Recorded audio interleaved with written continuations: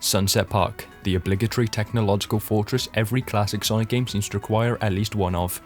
Sunset Park in particular feels like a combination of chemical plant and oil ocean from Sonic 2, even down to some of the level design choices, like the downward slopes leading to Red Springs and the overall more unnaturally perfect sloping that the paths have. The gimmick of this act seems to be these minecarts that the motorbugs found here ride.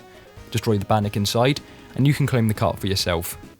I don't really get their point, as you obviously lose a lot of your agility while stuck in one, but I do think you go faster in one, so I guess it depends on how you want to play. Compared to Grand Turquoise, Sunset Park definitely starts to sprinkle in some more secret areas that can best be accessed by swapping to tails and flying into them, although my exploration backfired when I went the wrong way up a ramp and clipped through the floor. The act concludes with a boss fight against Knuckles, which feels a bit anticlimactically early, considering he's the reason you're in this area anyway. He's certainly a tougher opponent than the previous bosses, with his first phase consisting of him punching you and dropping from the ceiling and releasing shockwaves. If he catches you while punching, then he really lets out his rage that he was never added to Smash by showing you just what his spike would be like. Very painful looking. Sonic, I'd recommend seeing a chiropractor after a hit like that. In his second phase, Knuckles gives up on his old proud warrior clan lifestyle and decides that modern explosive weaponry is more up his alley. Ironically, this is the easiest of his attacks to avoid. But after a few hits, Knuckles goes down, smashes through a wall and leaves. Good riddance, you gullible little monotremes. But when Sonic and Tails start following Knuckles, Fang, in a trend that I can see somewhat repeating throughout this game, continues this streak of refusing you unimpeded progress and forces you to a low section of the refinery? Oil rig? What actually does Sunset Park do? Sonic News Network claims it to be an abandoned amusement park, but I don't really see it.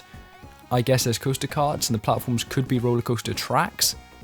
Regardless of the actual nature of the zone, we're able to quickly progress through it, stopping only when some DIMS quality level design snipes Tails as he progresses through a narrow gap.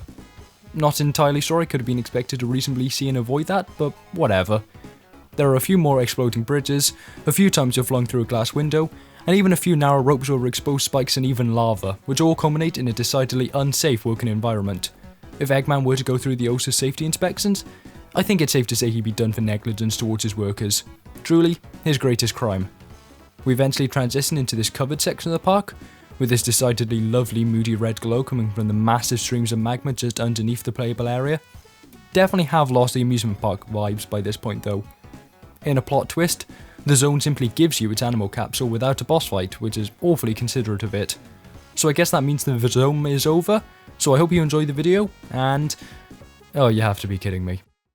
Yes, in keeping with its technological fortress brethren Scrap Brain and Metropolis, Sunset Park contains a third act, which feels like a strange thing to do this early into the game, but hey, this is clearly why I'm not a game dev. With my first attempt at the act, I was unprepared for the autoscroller to kick in, and very quickly fell into a hole I really wasn't supposed to, claiming my first life. Top tip kids, if a game marks a gap like this, you are not supposed to jump into it. Second attempt went a lot better, in that I actually reached the train that this entire zone is so famous for. I love me a good train level.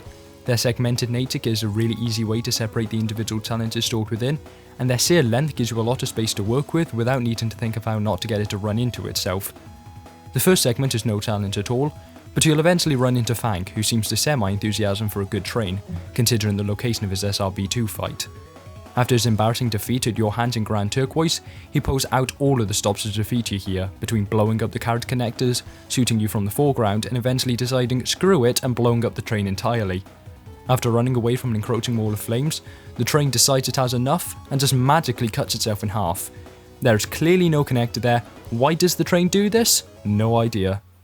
Sadly, you don't actually get to fight Fang for ruining what could have been a lovely ride into the sunset, as the actual boss of the zone is Marv Supopulus Gao, sorry if I mispronounced that, who is a sentient train ensign. It sounds like a horrible life, and considering how laughably easy the boss fight is, I don't think it was really trying to stop us from destroying it anyway. The train quickly comes to a crashing halt, bursting into flaming ruins as we press forward into Meta Jungle era. No Knuckles to bomb us this time, thankfully, just his face plastered onto the end post to give us a free 1-up. Thanks Knuckles. I hope you enjoyed the video, and ciao.